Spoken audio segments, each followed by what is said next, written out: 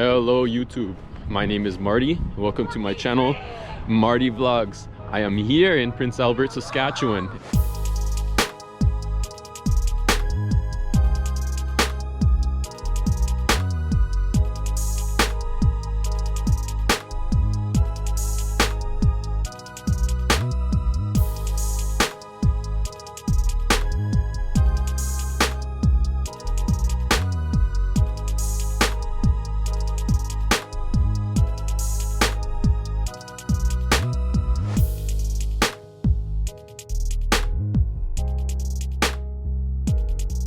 MartyVlogz with the Z.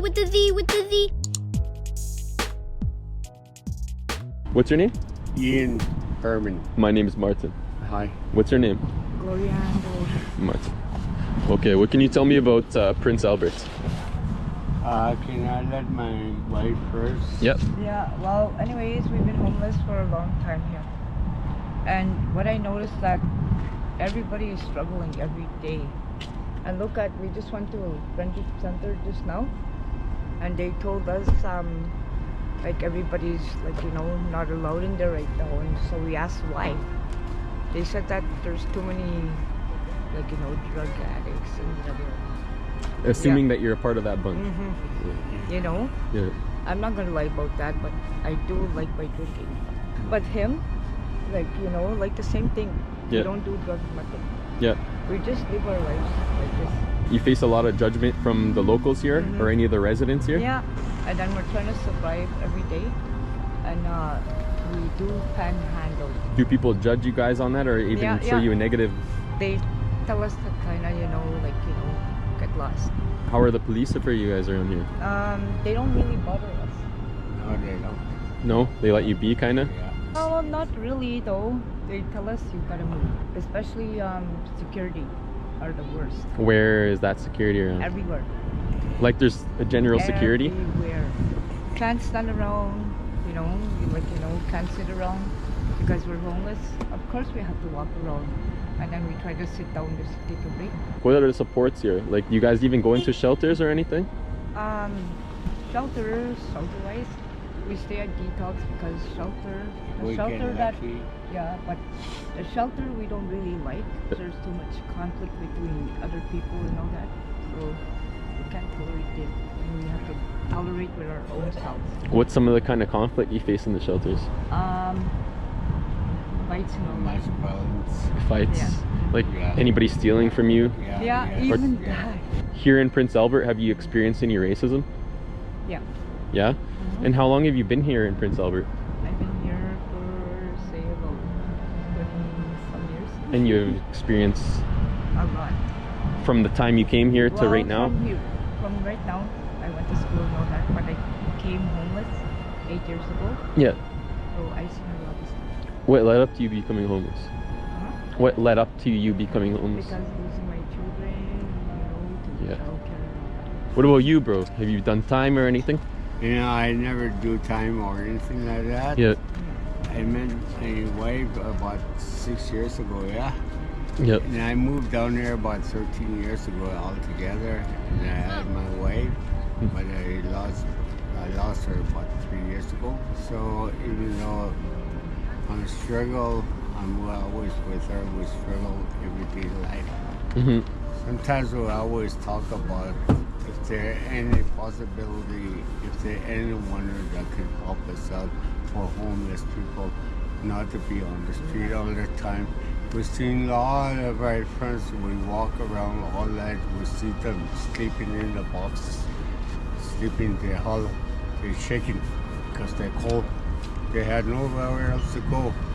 But where is our government? They said they will provide for them. Where are they? No one doesn't see nothing at all. See, this is what we go through every day, every night. A lot of us that we know, we barely sleep at all because we got nowhere else to sleep. And then we struggle every day. But the thing is, our homeless people, our family outside, that's what we call them, because we're homeless. Yep. We help ourselves eat. We share the food, no matter what. but still we'll walk around. But it seems like we just circulate. Me and her, we went through tough times. We're still going through a tough time now, brother. Me and her, we spent 3 years up the hill in a bush, in a tent. Everybody does maybe. Yeah, But there's the thing lots. is, you know what? Everybody is going through everything, and everybody needs help right now. Yeah. It's not only us. Yeah, that's Everybody, what I'm talking about. Yeah. So, But you represent a lot I- of the struggles, right? yeah. Yeah, we really definitely And nobody do. listens. Yeah, People will listen now, though. yeah, definitely. We have to get something into it for people because it's getting colder. There's a lot of us on the streets. We struggle everyday life. This is how we go through.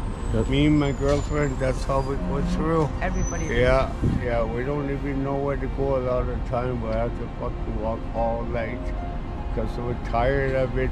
Where is the government that's supposed to help us? Let Where them talk is it? What's the possibility?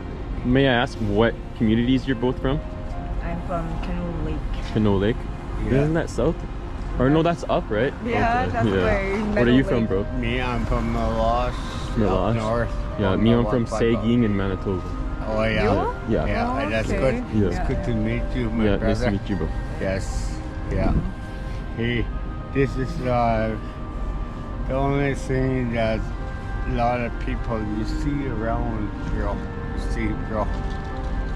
You see it in there because they got no place to go, nowhere else to eat, nothing. The only feed us is one meal in the morning, 5 days. Yeah. That's it. Yeah. That's all we can. We don't get no toast. Yeah. We have to provide ourselves. That's, Yeah, it's really hard. The same thing like I said last time. Yeah. Like it is, like, you know, because I don't know why people, like I asked them myself, is why don't you just go home? Too many people are too used to this life, and we chose this life, Yeah. you know? So I chose this life too. I'm too used to it. Even though I have family and friends at home, like love me and care about me, I don't know. I'm too used to this. I love everybody out here. They know me, I know them. And all struggle, but still, the struggle is real, I guess. Yeah. Mm-hmm. 100%. Yeah. So do you have kids? I have 12 kids. 12 kids. Are they all got doing? taken away from me. And they're all. How are they doing? I've been hearing that they're doing okay. Getting older. Me and her accidentally, we met each other on her birthday on December the 13th. Yeah? And me, December the 12th. We're next day, I know that's good. and then she's got 12 kids, and I got 12 kids. But we look after each other. Yeah. But I hope there's someone that has a point to give this opportunity for, give us a chance. A that voice. They can, Yeah. yeah. And then just, you see a whole bunch of us out on the street. We struggle everyday life. We're homeless. I know, I can't believe it that I came here for my schooling and all that. I graduated. I went to, like, you know, college and all that, homeschooling and all that. Yeah. And I have my H&R and I gave up after that, after my last babies. Yeah. How old is your oldest?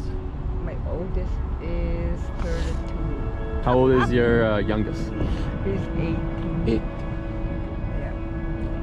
Yeah. So that's why I said struggle is real, you know, but you have to live through it. Say somebody who wants to see you who know what PA is about. What would you tell them? I would say, like, you know, like, if you want to know PA, just learn it by yourself because, you know, like, you have to be there to, you know, live it. I can't tell anybody, like, come here and, like, you know, act. Anything else you guys want to say? Yeah. Just say life That's is it. real and, you know, struggle it. is real, like the What could you tell? family. What could you tell the people who judge you out here? I would tell them, you know, mind your own business, just live it like we do. Yeah. And what would you tell your family? Because I have a lot of family members that always say, "Hey, that's my auntie, that's my uncle, that's my cousin, that's my mom." So what would you want to tell your family if you I could? love you, mom, dad, everybody, all of you guys. And I would just want to let you guys know, like, you know, I'm still alive. I'm still, like, you know, surviving. And I'm sorry I'm not home yet, but I'm trying to make it home. Love you guys. As Thank you so you much. can see, as my baby says, she's telling the truth. We're homeless and we struggle. We walk the street every day and every night, but still, we hack it out, go to bed, we just look after ourselves, each other. And hopefully, Christmas is just around the corner, so we'll have a good Merry Christmas. Yeah. And I'm hoping that everyday life, me and her, everybody around the world, that we look after each other. We care Yeah. for each other. Yeah. We're all human beings together. One Let's day at make a it time. Let's Yeah. make it one day at a time. Yeah, we have to hack it out. We're struggle, but still. But I'm looking out to my way. Yep. Yeah, that's all my first priority.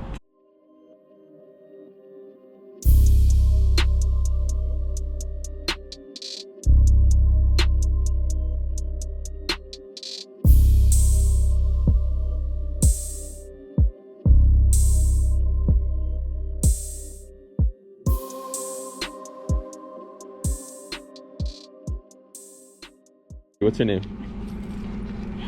My name is Shelly Morin, but Okay. actually Pratt, right? Okay.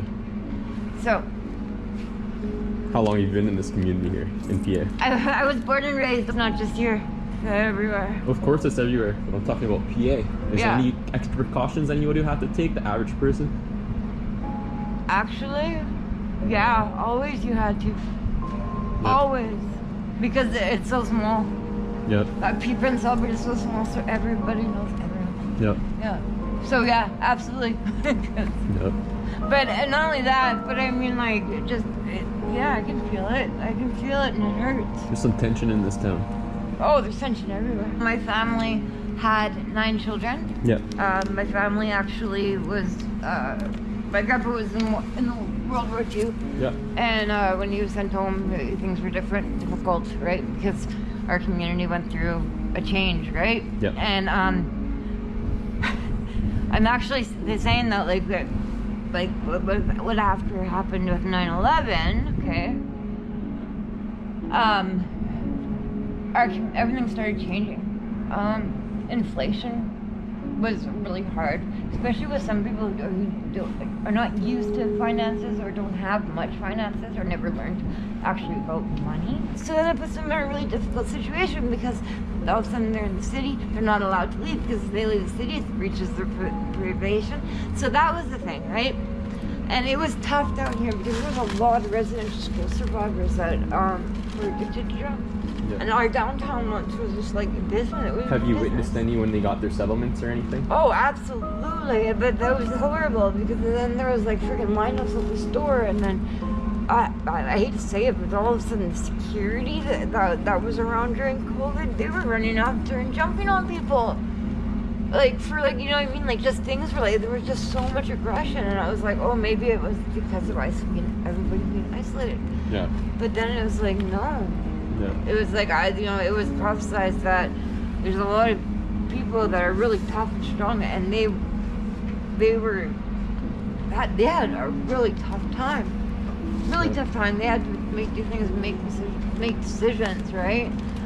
On a day and night basis in order to stay alive. And then we put down and then so it's like, the question is like, well, is there anything we can do, like, about our city and about our situation where people have been treated?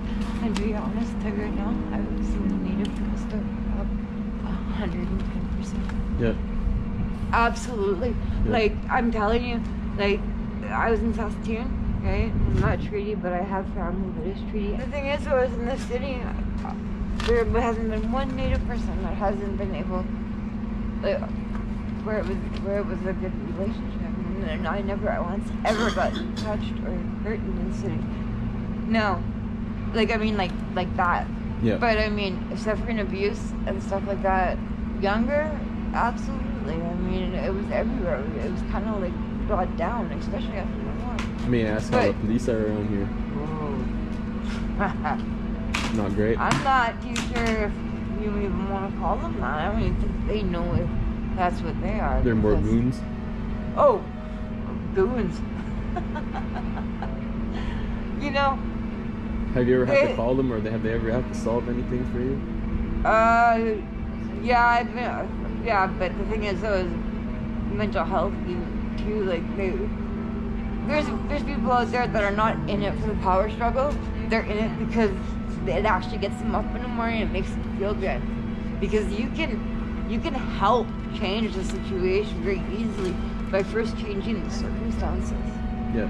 Do you get what I mean? It's been a really, really big challenge because single parents, or especially I said like single parents that honestly like that have 4 children and then have that inflation. It was really tough for them to be able to keep a place longer than a few months, and then they would end up finding or having to do something that could get them in trouble. And because there are penitentiaries here, right? The like things were just dwindling. Like there was less work. Our mill across the way, which is not the penitentiary, right? So those were like the really good jobs. And the thing is like I grew up and I was 14. I was told that if I didn't want to be at school, I had to work. So I worked, right? But I mean, I worked all over in the city with my family and with people that I know, because it was a really small city. So we did things as a city, and even that changed. And it all changed when after 2006, when immigrants were coming into our country. I noticed, and I noticed like the thing is with the North, okay, especially our North, everyone had the proper winter gear. Like there was nobody sleeping outside and freezing. Although in the North, I noticed that, like, I knew that there was a lot of things that weren't being addressed. Like there was lots of drugs that were being taken up there when they weren't used to that, right? Because they have to work every damn day if they have a fireplace or to have a cabin or go have their trap line, all that kind of stuff, right? And I mean, that was our thing. Our city gets really stressful, especially because what we're based upon. But like the thing is like for us, we were always allowed to like go out, right? And we have our lakes, and so we were allowed to go and head out to the lake or go camping for a few days and be good. And then we would, like, that's what we had. That's the family time that we had, or to do things with friends. But during COVID, things really got really bad, because that was when the army and the military stepped in, because they had to separate everybody because of what happened. And we lost a lot of people, and then people were broke. I mean, mom and pop stores that were here for like ever, right? Just little business places that, I mean, that I would never ever turn away from. Like that would be the business that I would stick to, or that you know what I mean? They're gone, and I didn't even realize that, like with us, right, that we were actually based on policing and public safety. So a lot of people were like in there, but a lot of people don't realize that a lot of people are like absolutely innocent until they're stuck in a situation or a position where they have to do something, right? And then when they get to court, whatever, they don't know what to say. They don't understand the court lingo. It's hard for them to comprehend it. And down here, it's a lot more peaceful than it was, because people were really starting to be respectful of other people and be humble. But I think it was because it was like really, really bad, really, really bad, and it was always because there was 4 major, or I can't say absolutely, but there was 4 major reasons why, and it was the resources that were there. And I was told that the boys behind the wall, when inflation happened, and all of a sudden their phones were free, because those boys are fucking doing time. It's not their time, right? Like, I don't know if you know that, but like honestly. No, I'm just literally just discovering everything here. One thing that really bothered me though when I started fasting, and it actually kind of brought me out, made me healthy and not want to like use drugs, because I use drugs, and I'm educated. That's the worst part about it. Being educated and you know what I mean, like having a life, and then all of a sudden being down here and having to be a worker. Like I was a serious support. My grandpa started mobile crisis, and my grandpa worked for the fire department here as a mechanic. Yeah. Like this was like during like the last, right after the war. And everyone said that the world was at war, definitely. What would be the biggest struggle that you see? Maybe, I don't know if you face. I have been struggling in so many different But what's the ways. biggest struggle you see in the winter here? Is there a gang culture out here? Our police service is one of the most absolutely most guided and helped and informed absolutely by like really decent people that pay their taxes, that haven't been violent, haven't caused any issues. But it's kind of funny though, because it's like my dad's last name was Pratt, right?